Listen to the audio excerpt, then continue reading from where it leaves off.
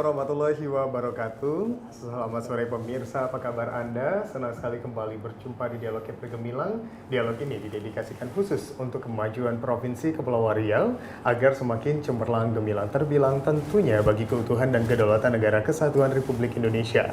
Dan berjumpa kembali bersama saya Oki Andri Wiharyadi yang tentunya kita juga mengundang narasumber yang mumpuni di bidangnya yang nantinya kita akan membahas tema yang sangat menarik untuk diperbincangkan di Dialog Kepri Gemilang kali ini.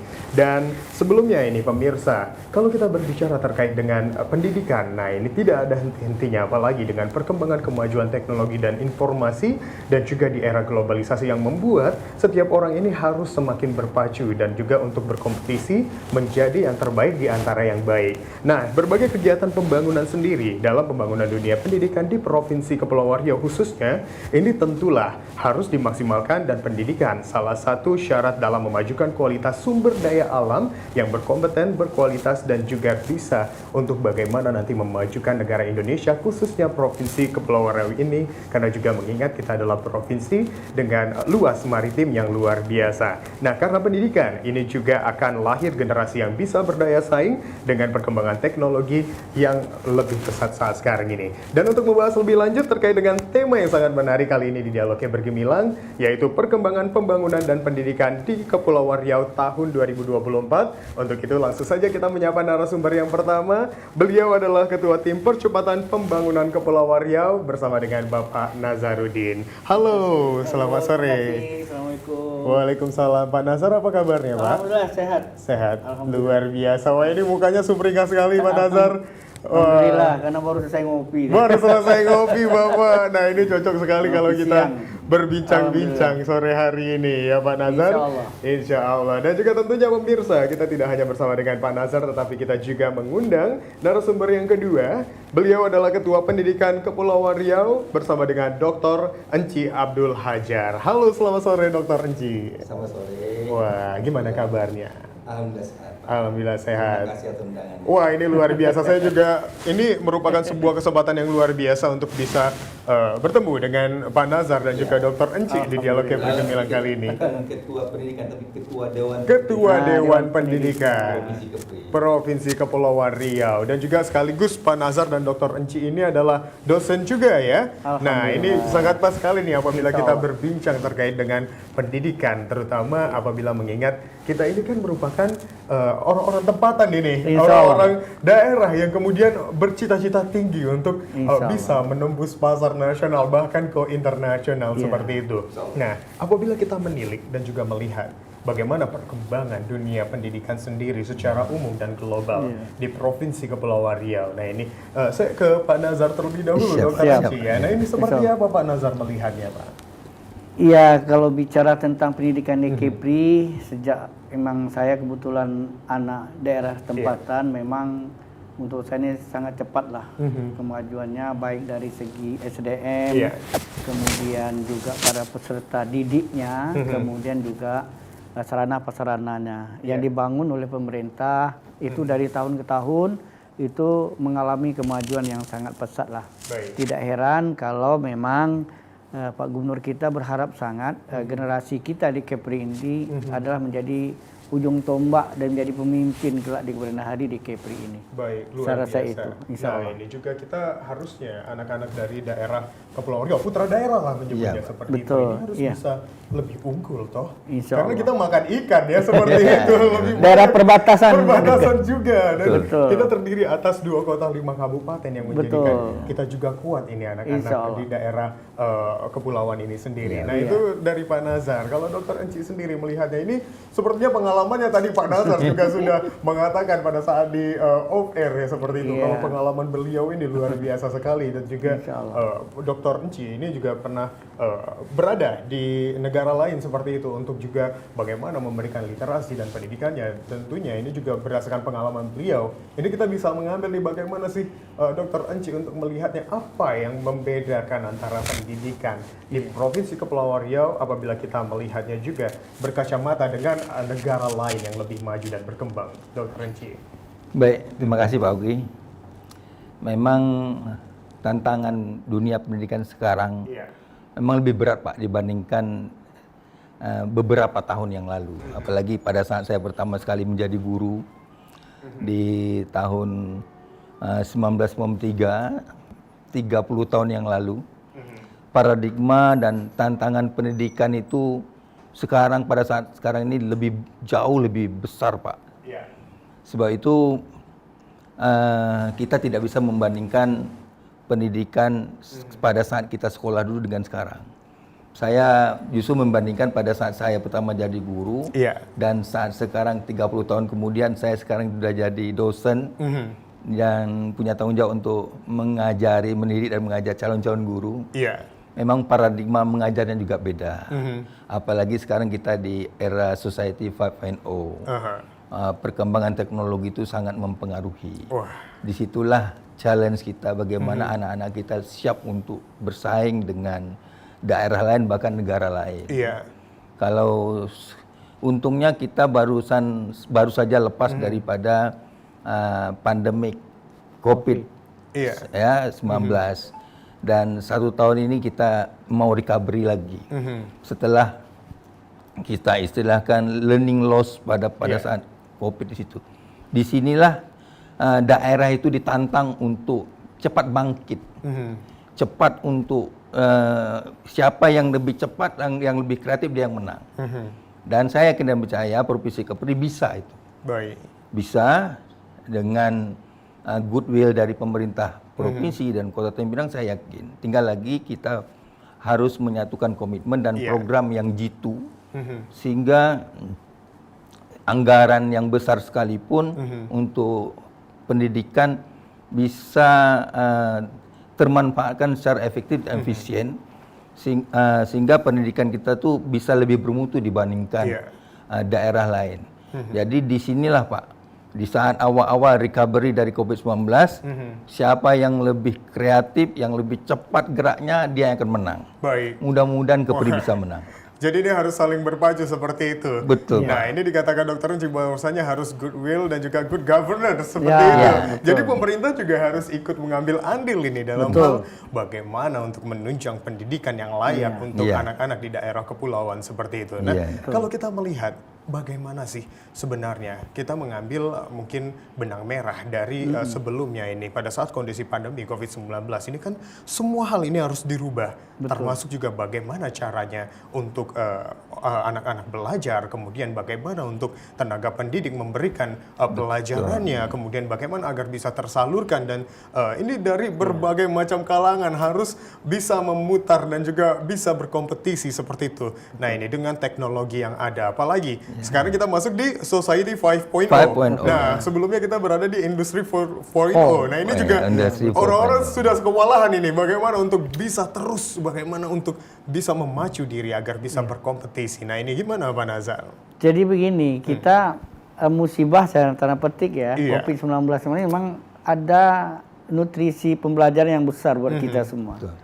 Karena tanpa disadari kita memang dulu 100% tatap muka ya. Harus ngumpulin anak-anak, peserta didik dan lain-lain. Sekarang kita ubah gaya itu dengan anaknya entah di mana-mana ya. Tapi kita menggunakan teknologi itu. Nah, cuma plus minus pasti ada. Karena bagaimanapun belajar tatap muka itu lebih sangat berpengaruh terhadap karakter anak itu. Kalau melalui media ini ada kelemahan-kelemahan tersendiri. Kadang-kadang karena saya juga salah satu penggiat dan tenaga pengajar di salah satu perguruan tinggi, memang kadang-kadang mohon maaf mereka pakai kaos umpamanya, ya kadang di kedai kopi gitu ya. Sementara kita mempersiapkan, kadang kita pakai dasi, pakai apalah, setelnya ya sebagai pendidik lah gitu kan. Nah, kadang-kadang mereka ya seperti itu. Ini juga. Lalu dalam menyerap materi ajar kita juga sangat mempengaruhi. Kadang-kadang mereka bisa ya katakan nyontek zaman saya dulu ya, atau copy paste zaman sekarang ini, itu sangat luar biasa karena kita tidak terawasi juga sih dengan media yang terbatas, dengan jangkauan, belum lagi ada gangguan signalisasi ya di daerah ini cukup kayak ini tuh hambatan tantangan itu. Ada ilmu yang kita peroleh tentunya, ada pengalaman baru, model dan gaya kita untuk memberikan materi ajar kepada anak didik yang ini juga ya bersyukurlah kalau saya ada ruang terbuka untuk kita terus belajar ini. apalagi kita daerah terbatas, perbatas yang dekat negara asing seperti Singapura, Malaysia dan Vietnam umpamanya kan, yang dimana negara-negara ini dari segi pendidikan harus cukup maju dari kita. Maka ini kita terus berpacu nih, harus belajar. Jadi kita sebagai tenaga pendidik ya tak bisa lalai juga. Kita saat ini harus belajar dulu, lalu baru besok menolid kepada anak-anak kita. Karena kita ketinggalan. Ini kira juga, gitu Mas. Betul, harusnya kita juga ini bagaimana kita tahu terlebih dahulu ini sehingga bisa meneruskan seperti itu, bisa menjembatani kepada para anak-anak nanti, kemudian generasi muda lainnya. Nah, ini mungkin mau ditambahkan oleh Dokter Anci. Saya setuju dengan Pak Nazar tadi. Gimana Dokter? Bahwa memang ada manfaatnya yang kita rasakan, istilahnya blessing in disguise. Iya, betul. Di mana ada musibah itu ada hikmahnya. Wah, hikmahnya memang kita terbiasa dengan IT, guru-guru kita yang dulunya gaptek sekarang udah pada ngerti, paham dan mahir menggunakan internet ya. Tapi tidak bisa kita pungkiri, COVID itu merubah pola belajar, behavior, gaya hidup, sehingga memang ada kecenderungan sedikit lebih santai. Karena masa COVID itu kita sepertinya dinidam-bobokan karena kita lebih mementingkan kesehatan dan keselamatan daripada pendidikan, sehingga konten belajarnya itu minimal. Dan ini dikhawatirkan kalau seandainya ini berlarut-larut sehingga anak-anak kita belajar santuy jadinya. Santai jadi santuy. Sedangkan kita ini akan segera menghadapi Indonesia Emas 2045. Betul. Kalau seandainya kita santai dan santuy terus itu sampai kapan gitu. Sementara guru juga sepertinya belum siap menggiring anak kita kembali ke semangat belajar yang lebih maksimal gitu. Sebab itu saya kira ini tantangan bagaimana mengembalikan. Jadi kemampuan IT sudah bagus, sudah semakin baik, tetapi santai belajar itu harus dikurangi sehingga lebih serius. Betul. Saya khawatir sekali karena saya melihat beberapa tahun belakangan ini, 2 tahun lah contohnya ya, justru anak-anak kita yang lulusan SLTA tidak sebanyak dulu yang diterima di perguruan tinggi yang favorit. Ya, di anak Kepri itu mengkhawatirkan sekali. Kalau sekolah-sekolah yang selama ini unggul dan sering melahirkan lulusan yang diterima di perguruan tinggi yang populer di Indonesia, bahkan di luar negeri, 2 tahun ini semakin menurun. Kepada siapa lagi kita berharap? Sebab itu kita berharap pemerintah perlu mencermati ini dan membuat langkah-langkah strategis sehingga guru kembali lagi ke relnya, tidak lagi terbawa-bawa suasana COVID kemarin yang agak sedikit longgar, apalagi dengan implementasi kurikulum merdeka yang sepertinya misinterpretasi. Waduh. Kenapa begitu? Ini ya, saya melihat ini, saya orang salah dalam hal saya orang praktisi pendidikan ya. Saya mengalami perubahan kurikulum itu banyak. Dari 2004, 2013 terakhir kurikulum merdeka. Saya memperhatikan banyak yang salah arti dari kurikulum merdeka. Mereka mengartikan merdekanya. Sehingga merdeka belajar, merdeka apalagi ditambah lagi dengan kebijakan menghapuskan ujian nasional. Itu luar biasa sehingga ya perhatikanlah kalau kita amati di sekolah agak lebih cenderung lebih santai. Iya, benar. Jadi tidak ada bagaimana gairahnya untuk bisa berdaya saing seperti itu. Saya tidak mengatakan semua ya. Kecenderungan lebih santai dibandingkan sebelum-sebelumnya. Bisa kita buktikan kok. Sekolah-sekolah sekaliber SMA Negeri 1 Tanjung Pinang, bandingkan anak-anaknya yang lulus tahun kemarin, 2 tahun terakhir, dengan yang sebelumnya, yang diterima di perguruan tinggi top seperti UI, ITB, UNPAD, UGM, dan sebagainya, berapa orang? Itu yang tolak ukur kita. Sedangkan Kepri ini ke depan luar biasa Pak ya, banyak masuk perusahaan-perusahaan asing, peluang kerja tuh banyak. Jangan nanti ke depan anak-anak kita jadi penonton Pak. Ini tugas pendidikan. Saya khawatir Pak, terus terang. Nah lantas bagaimana harusnya pendidikan yang ideal itu seperti apa sih kalau menurut Pak Nazar dan Dr. Anci? Kalau menurut saya memang ada ubah gaya itulah. Salah satu sekolah kita ini harus menjadi ikoniknya, seperti mungkin kemampuan bahasa. Bahasa tidak ada bahasa Inggris saja. Baik. Ya bahasa-bahasa Muhammad, itu China, bahasa Jepang, dan bahasa-bahasa Perancis bahkan. dan lain-lain itu. Maka nih Pak Gubernur di setiap kali dia turun ke sekolah-sekolah, sekolah ini harus jadi unggul. Tidak unggul semua, tapi salah satunya. Betul. Kira-kira apalagi di SMK begitu ya. Jadi ini perlu, karena kalau tidak dimotivasi seperti itu, kita lalai aja gitu. Jadi jangan sudah merasa hebat kita, udah mampu bahasa Inggris, jangan. Saat ini tidak bahkan pondok pesantren sekarang ini sudah menggayakan bahasa-bahasa di luar bahasa Inggris saja. Kalau dulu kan hanya bahasa Arab, Inggris. Sekarang itu udah biasa-biasa gitu.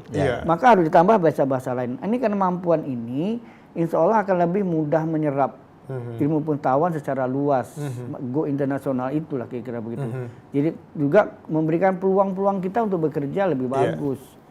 Nah, jadi harapan orang tua ini kan menyekolahkan anak kepada sekolah, lalu sekolah mengolah begitu. Dengan harapan nanti kelak kan anak ini menjadi seseorang yang lebih hebat daripada orang tua, daripada gurunya. Gitu. Guru akan bangga tuh. Misalnya Cik sekarang udah jadi dokter, gurunya tetap jadi guru aja. Betul. Masih S1 aja gitu. Tapi itu berhasil mendidik menjadi dokter. Ini salah satu contoh lagi kira. Dan bisa juga bertugas luar negeri umpamanya. Ini kebanggaan. Jadi yang guru merasa hebatnya di situ. Berhasil mendidik anaknya, muridnya dan segala macamnya itu untuk di jenjang yang lebih hebat lagi. Inilah harapan-harapan Pak Gubernur kita ini selalu nih. Setiap mengunjungi sekolah-sekolah itu, sekolahnya harus unggul. Tidak harus semua katanya. Mungkin sini ahlinya bahasa Jepang, terutama anak SMK nih. Ya kayak model Korea lah, ahli sekolahnya membuat baut aja, di sana membuat ban gitu kan. Ada skill-skill yang begitu, nanti bisa dikomunikasikan itu. Benar. Saya setuju. Gitu, Mas. Betul ya. Nah ini bagaimana Pak Dr. Enci bisa setuju dengan pernyataan dari Pak Nazar sendiri? Ya kita pertama harus memetakan dulu masalah link and match ya. Link and match ini kira-kira ke depan itu tenaga kerja yang diperlukan di Kepri khususnya nih. Bahkan di luar Kepri itu apa yang paling banyak. Kita harus punya gambaran. Kemudian itu jangan difokuskan hanya untuk anak vokasional. SMA sekalipun mereka berhak untuk mendapatkan keterampilan untuk itu. Jadi jangan paradigmanya anak SMA itu tidak perlu belajar keterampilan vokasional, mereka nanti kuliah. Buktinya nanti kuliah mereka pulang jadi penganggur. Enggak, kalau seandainya mereka salah pilih jurusan kan. Betul. Sebab itu memang harus menyiapkan mereka menghadapi lapangan kerja yang nanti terbentang luas di depan mata. Untuk itu memang perlu rekayasa kurikulum. Kita punya potensi daerah yang kita kenal dengan muatan lokal sebagai muatan lokal kita sebagai potensi keunggulan lokal itu kita bisa masukkan dalam kegiatan-kegiatan di sekolah termasuk kurikuler, co-kurikulernya sehingga anak-anak kita walaupun tamat SMA sekalipun mereka punya bekal keterampilan. Itu skillnya itu tadi. Jangan keterampilan itu pikirannya hanya untuk anak SMK saja. Baik. Itu yang kasihan saya pada anak-anak kita di SMA seperti contoh di pulau-pulau itu tidak ada SMK, Pak. Betul. Dia tidak punya kesempatan untuk belajar keterampilan. Ujung-ujungnya nanti dari Lingga misalnya, dari Dai itu kan tidak. Dari Anambas. Dari Anambas. Itu yang paling jauh. Hanya keterampilan tertentu kalaupun dari SMK. Tapi keterampilan hidup mereka itu tidak semuanya mereka rasakan dan peroleh di sekolah. Itu challenge pendidikan kita. Jadi konsepnya kalau saya pikir memang harus ada justifikasi kurikulum sesuai dengan keunggulan daerah.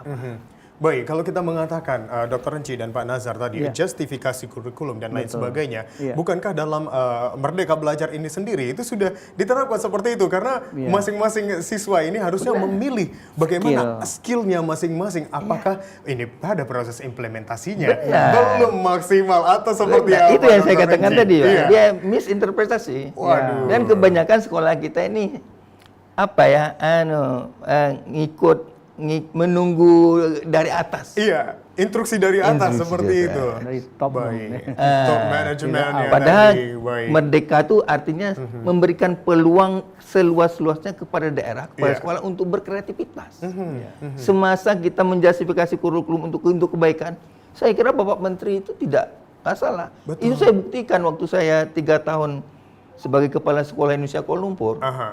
Sebelum Menteri membuat surat edaran namanya untuk melaksanakan kurikulum darurat, kita sudah buat dulu namanya penyesuaian kurikulum. Buktinya kami waktu itu tagline kita we must lead in pandemic memang terbukti. Betul. Jadi kita yang dulu, sekarang siapa yang dahulu dia menang. Iya. Iya. Iya, makanya saya yakin Kepri bisa menang dari Jogja, Jakarta. Kalau seandainya paradigma semua praktisi pendidikannya, termasuk kepala sekolah dan guru, mereka mau sedikit kreatif dan berusaha mau melebihi. Baik, nah ini apakah perlu adanya mungkin dalam hal ini untuk tenaga pendidiknya, tenaga pengajarnya ini harus dikumpulkan satu persatu, kemudian dilakukan mungkin kolaborasi dan seperti itu.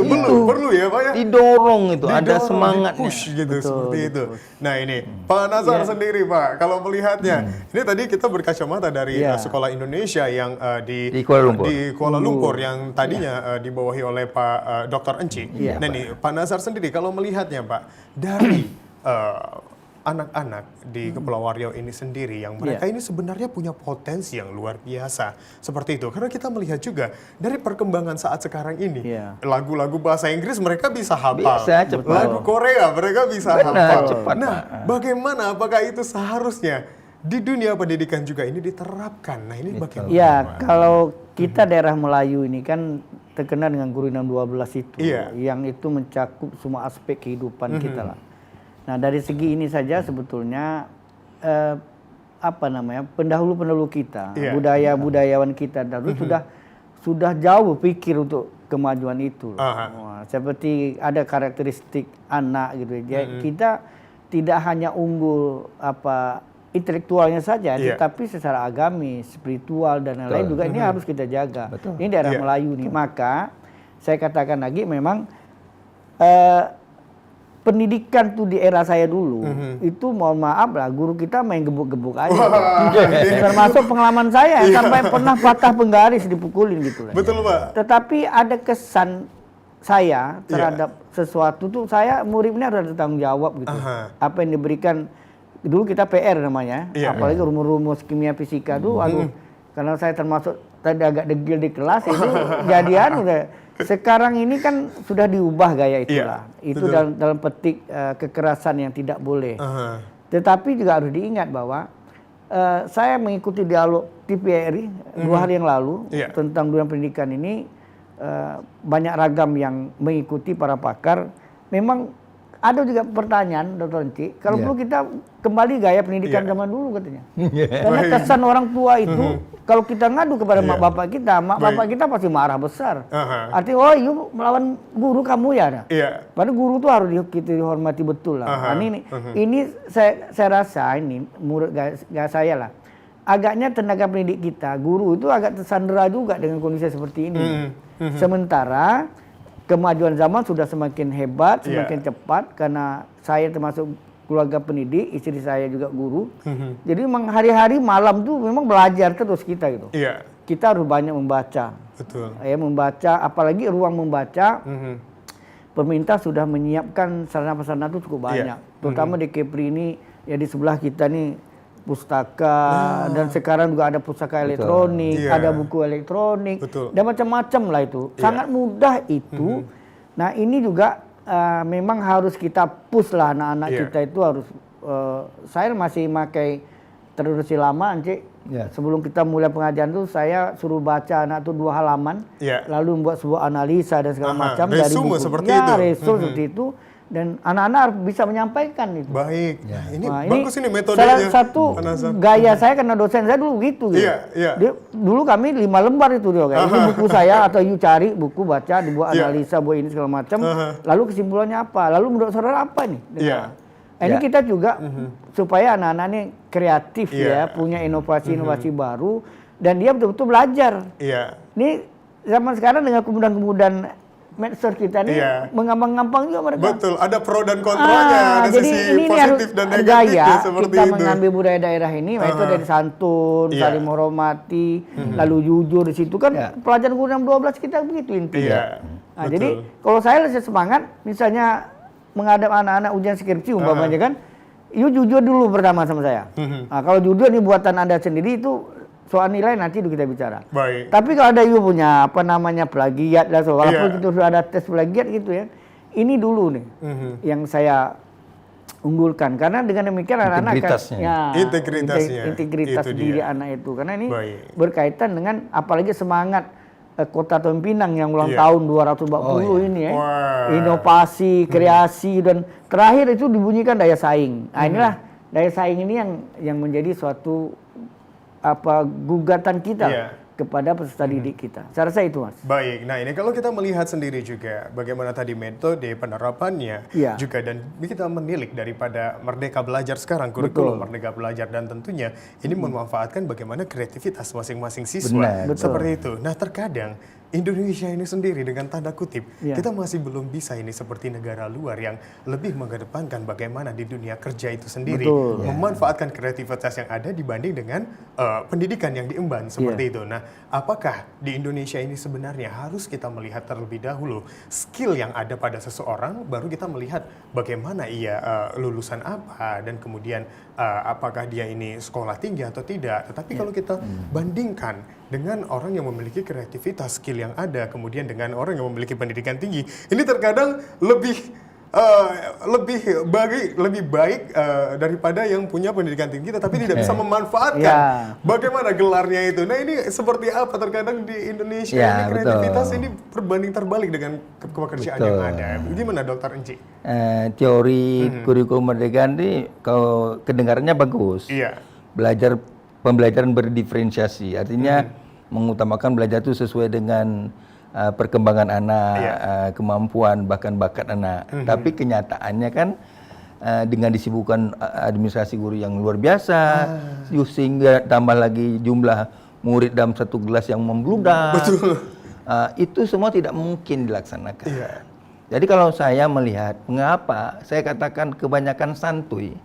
Karena di pendidikan kita tuh meritokrasinya tidak jalan. Artinya tadi, anak-anak yang pintar, seharusnya mereka tuh mulus perjalanannya. Iya. Perjalanan naik jenjang dari tingkatan SD ke SMP, SMP ke SMA, Iya. bahkan ke perguruan tinggi. Betul. Dari perguruan tinggi nanti mulus jalannya masuk mendapatkan pekerjaan yang mereka inginkan. Karena mereka meritokrasinya jalan, artinya Iya. benar sesuai dengan pencapaian dia. Betul. Punya IQ yang juga Ya. Tapi luar biasa. kenyataannya jangankan dari SMA ke perguruan tinggi, Iya. dari SD ke SMP saja itu kadang-kadang sudah tidak ini ya, Aha. sudah tidak Tidak terperhatikan. sejalan. Terutama sistemnya tidak melihat nilai lagi, apalagi dari SMP ke SMA tidak melihat lagi anak itu juara kelas, nilainya kecuali juara kelas sekali lah ya, Iya. ada. Kalau anak itu tinggi nilainya, belum tentu dia mulus masuk ke sekolah yang dia inginkan. Baik. Kalah dia dengan anak-anak yang di bawah nilai itu. Betul. Karena tidak ada sistem yang sekarangnya sistem PPDB kita itu juga harus kita harus direvisi total saya kira, sehingga anak-anak itu merasa upaya dia itu dihargai. Aha. Sehingga meritokrasi itulah yang mempertahankan motivasi belajar. Iya. Dia akan sepele melihat teman sebelah yang biasa-biasa saja belajarnya, Nilai tapi bagus. ternyata nanti dia mendapatkan sekolah yang dia inginkan. Iya. Sementara anak ini belajarnya sungguh-sungguh, nilainya bagus tiap hari, les, karena sekolahnya sedikit lebih jauh Iya. daripada anak ini tidak bisa masuk. Baik. Sehingga ini menimbulkan ketidakadilan. Nah. Dan ini berbahaya sekali. Betul. Sebab itu Iya. masalah pendidikan kita ini sangat kompleks. Harus satu persatu. Inilah Dewan Pendidikan. Kami sebagai Dewan Pendidikan yang baru dilantik hari Jumat kemarin, Iya, iya. segera menyusun program lah bagaimana Wah. menganalisa faktualnya, data yang realistisnya, Iya. sehingga kami bisa mengolahkan, dilihat dari empirisnya juga, dan dapatlah suatu mungkin rekomendasi kebijakan yang tepat, yang kami anggap tepat, yang akan kami sampaikan ke Bapak Gubernur, sehingga ke depan bisa lebih kondusif lah Betul. belajar anak-anak di sekolah. Iya, bagaimana nanti untuk bisa disejalankan dengan bagaimana tadi minat daripada siswa, Benar. kemudian bagaimana juga dengan pendidikannya, dan juga sisi psikologisnya juga tidak terganggu dengan pendidikan yang diembannya. Wah, ini semakin menarik sekali. Dr. Uci dan juga Pak Nazar, kita akan jeda sebentar, dan kepada pemirsa yang penasaran seperti apa ini, kita akan melihat nanti. Selanjutnya kita akan berbicara terkait regulasi. Wah, Nah, ini seperti apa pendidikan di Provinsi Iya, Kepulauan Riau. Dan untuk pemirsa jangan kemana-mana, tetaplah bersama kami di Dialognya Pergemilang.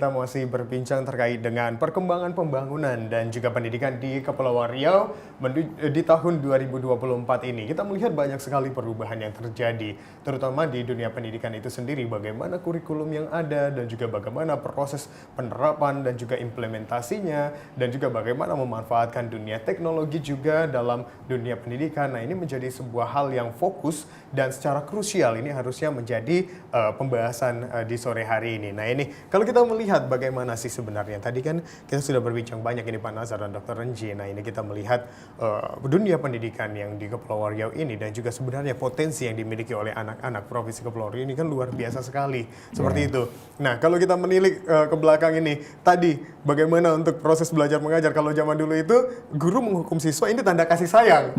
Tetapi kalau sama sekarang ini, wah ini kekerasan. Nah, terus juga kemudian para siswa akan mudah untuk tersinggung, kemudian bagaimana para siswa untuk mudah mengambil langkah tanpa harus melihat sisi lainnya, seperti itu. Nah, apa alasan guru menghukum dan lain sebagainya, apa yang diperbuat siswa lain sebagainya, seperti itu. Nah, bahkan inilah yang membuat mental anak-anak, para pelajar, terutama untuk sekarang ini kan sudah masuk di generasi Z ya Pak Gen Z ya.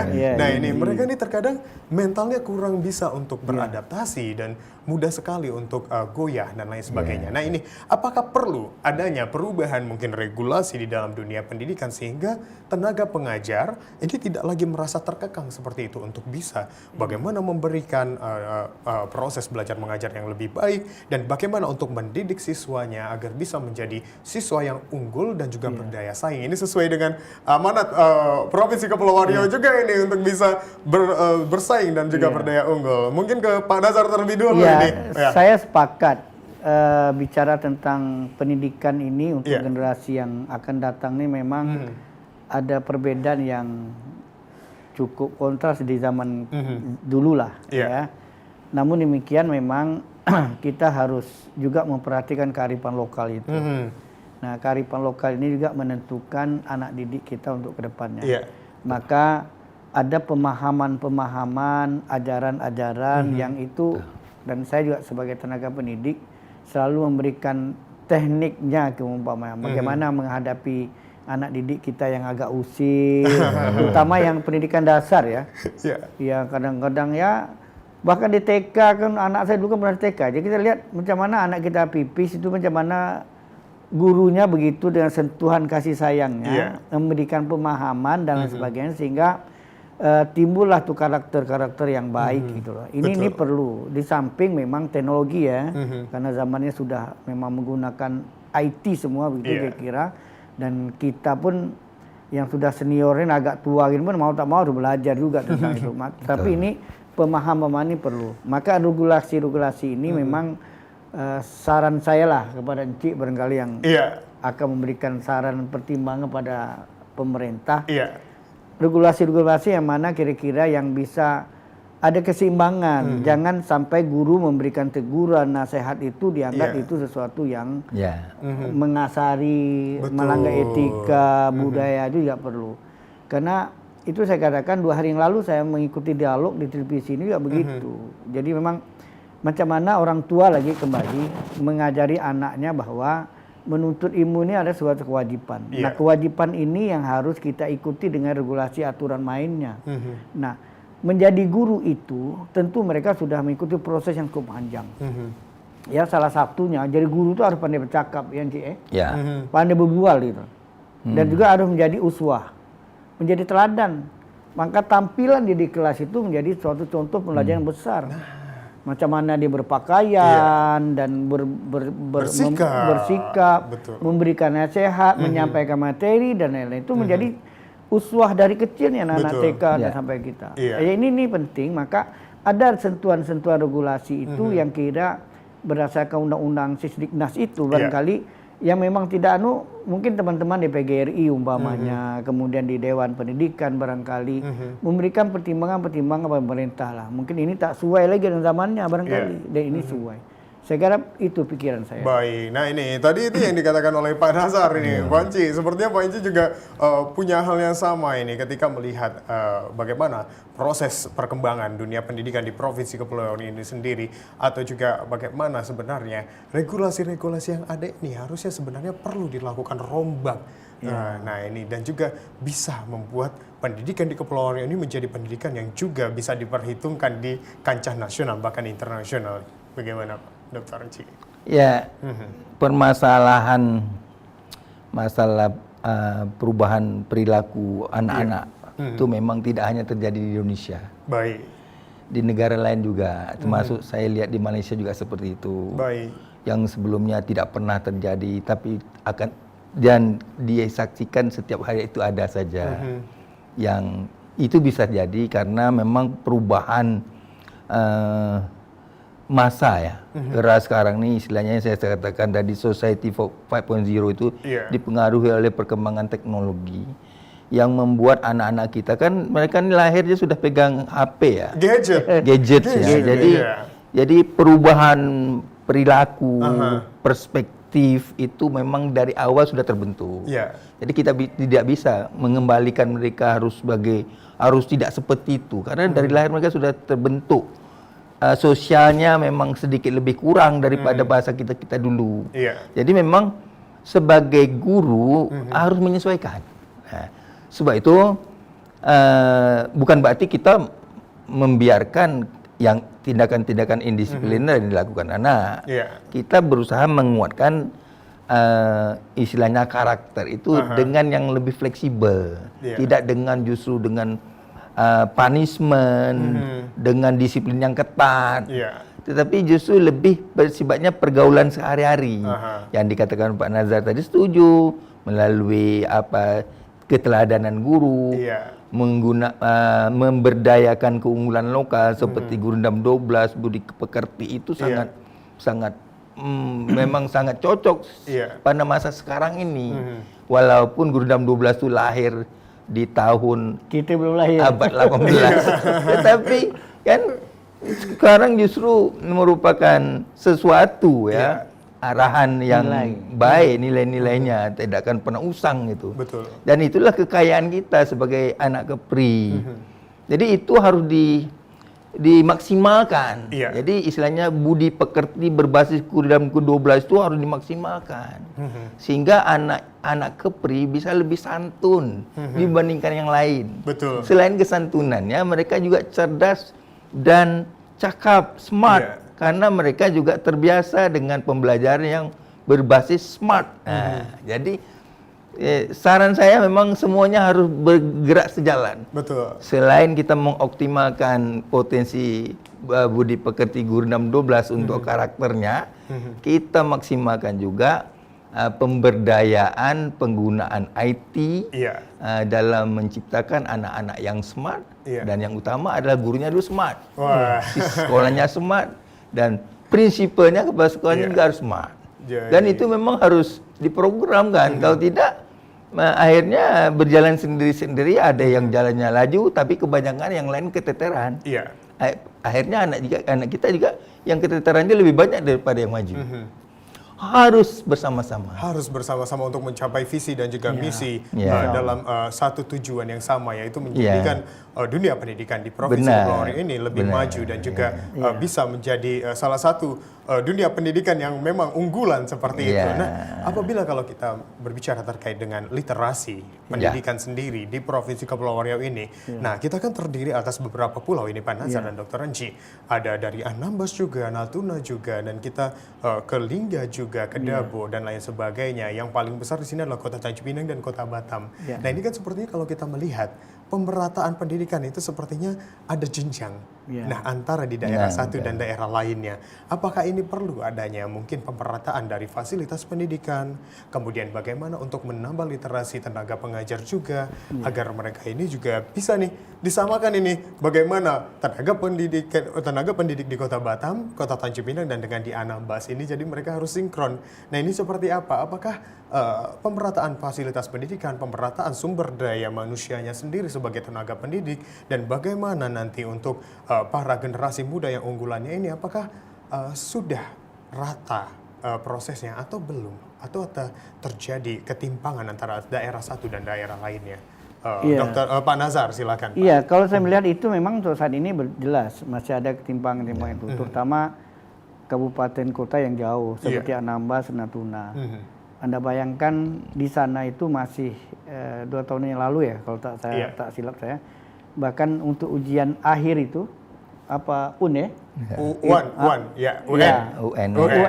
Ya, jadi kan UN itu bahkan ada sekolah yang mencari muridnya itu di mana itu. Waduh. Ya. Kenapa itu Pak Ya alasannya? karena mungkin ada asumsi daripada orang tuanya yang harus kita ubah mindsetnya. Yang kau sekolah tinggi apa nanti kau jadi nelayan juga. Waduh. Ini mindset ini harus kita ubah. Nah maka perlulah pemerataan SDM ini. Jadi ada guru-guru yang unggul di kota-kota besar ini seharusnya memang harus ditukar gitu, digantian lah. Misalnya Encik dulu SMA 1 pernah coba dipindahin ke Anambas. Wah, ini kira-kira begitu. Benar. Ya, ini pemerataan SDM ya.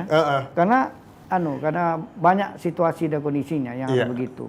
Kemudian saprasnya, saprasana baik itu fisik gedungnya, kemudian transportasinya, sarana prasarana jalan dan lain. Maka saya cukup bangga juga lah kita punya Gubernur Pak Ansar Ahmad nih yang begitu gigih ya. Dari pulau masuk kampung-kampung ini itu akses itu ditengok. Bahkan ada sekolah di atas gunung umpamanya kan. Jalannya nggak ada gitu. Ini dengan dinas yang terkait dipanggil nih, you harus renovasi ini macam mana caranya. Kalau bisa sekolahnya pindah di sini supaya akses jalan ini. Ya ini juga mungkin ya yang terhambat ini karena teman-teman guru yang punya kemampuan lebih ini karena kan nggak mau juga ke sana, ngapain gitu kira-kira begitu. Kan enaknya di Pinang, di Batam atau di Karimun. Ini harus kita ubah. Karena kewenangan itu ada di Dinas Pendidikan, ada di Dewan Pendidikan, kemudian ada pemerintah pendidikan sebagai masukan-masukan dari teman-teman ini. Ada mengapa alasan kita menjadi kepala sekolah itu jangan lama-lama gitu di satu tempat yang enak gitu loh. Cukup setahun atau 2 pindahin dia coba. Kemampuan dia ini kita harus pindahkan untuk supaya di sini mampu lagi begitu. Ini pertukaran-pertukaran seperti ini karena saya yakin Bapak Ibu guru kita ini kan SDM-nya udah mapan gitu loh. Karena jenjang-jenjang pendidikan mereka itu sudah cukup luar biasa lah. Nah, ini harus kita coba itu. Kalau dibiarkannya begini terus yang kasihan kabupaten yang kami yang jauh-jauh di sana gitu. Belum lagi masalah elektriknya, kemudian tower-towernya nih. Nah, ini juga bahkan 4 tahun yang lalu tuh di kampung saya tuh dibangun sekolah yang bagus, ada komputer yang bagus, lalu listriknya mana gitu. Wah. Kan sampai ada lucuan kedai kopi udah colok di hidung masing-masing. Ini gitu kan. Nah, ini probleman kita kan. Ya. Terutama di daerah yang jauh. Maka ini pemerintah lagi berusaha untuk pertama signalisasi ini. Apa istilah BTS itu ya. Ya ini juga sedang giat pemerintah ini membangun di pelosok-pelosok negeri ini. Kemudian juga itu tadi SDM-nya itu. Kemudian ya soal bahan-bahan bacaan lah. Ya apa istilahnya Cik? Buku bacaan dan lain-lain itulah bahan ajarnya, materi ajar. Seperti itu. Saya rasa itu. Baik, luar biasa sekali. Untuk Dr. Encik, sabar dulu ditahan. Sepertinya Dr. Encik punya argumennya ini sendiri. Dan Dr. Nazar, Pak Nazar ini terima kasih juga. Dan nanti kita akan kembali lagi. Kita harus jeda sesaat. Nah, untuk pemirsa yang penasaran seperti apa sih sebenarnya dunia pendidikan dan perkembangannya di Provinsi Kepulauan Riau, sesaat lagi kita akan kembali. Tetaplah di Dialog Bergemilang.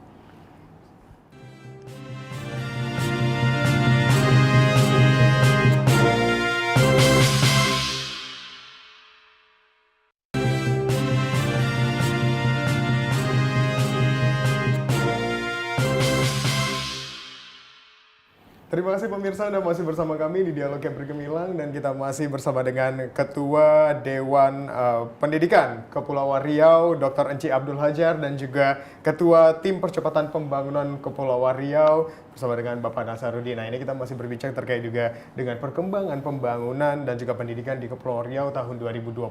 Nah, tadi kalau kita melihat bagaimana pemerataan fasilitas, kemudian bagaimana bahan ajar di Provinsi Kepulauan Riau yang mengingat kita terdiri dari beberapa pulau, 2 kota dan 5 kabupaten. Nah, ini kita akan mendengar bagaimana ini sebenarnya pendapat dan juga opini dari Dr. Enci sendiri ini. Apakah sudah merata atau belum ini, Dokter? Makasih.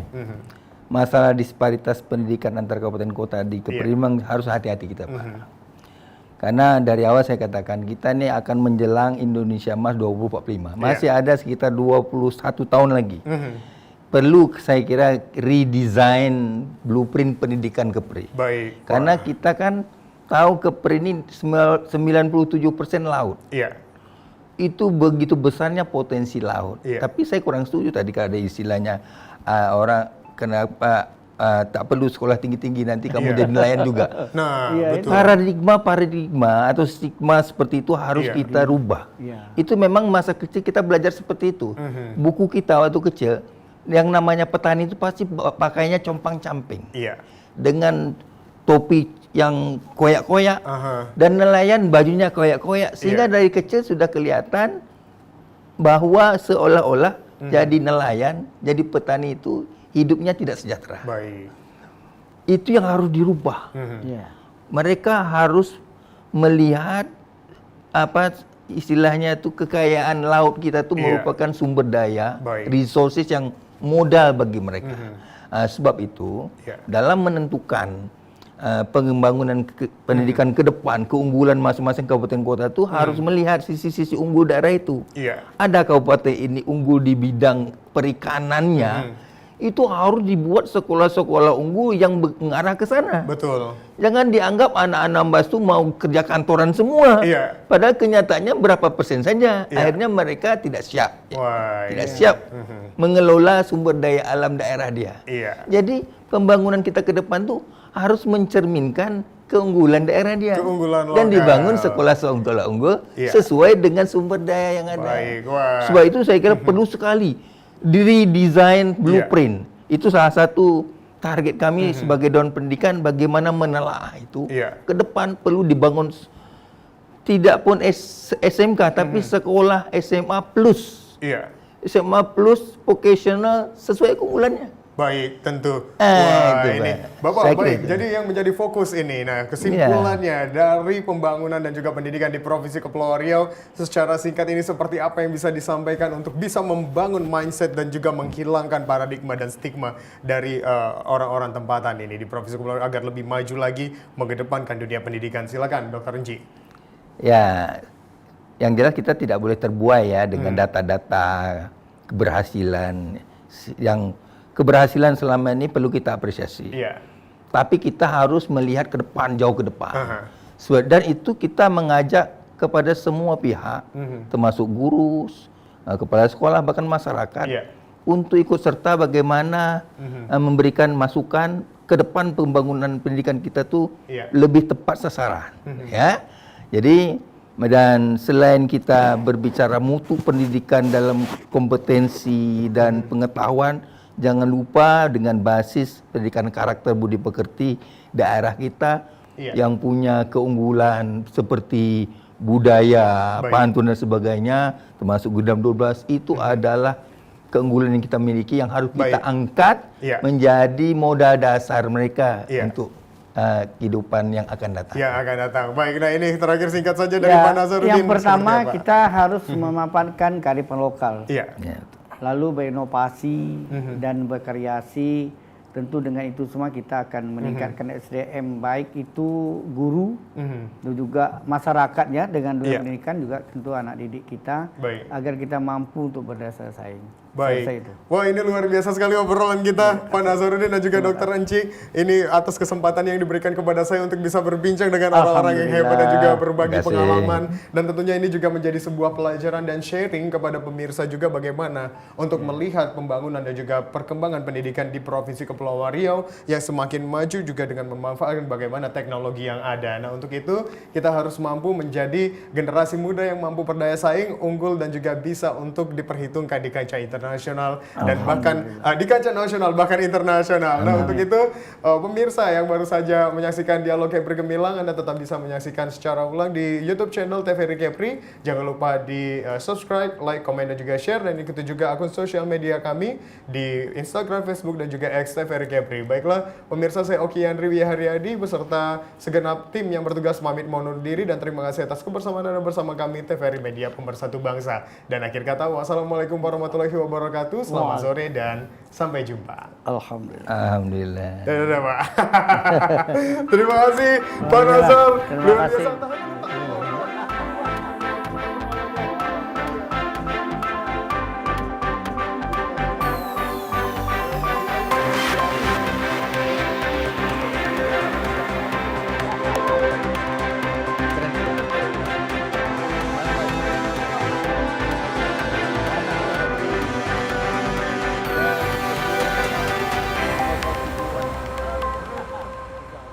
Bagus.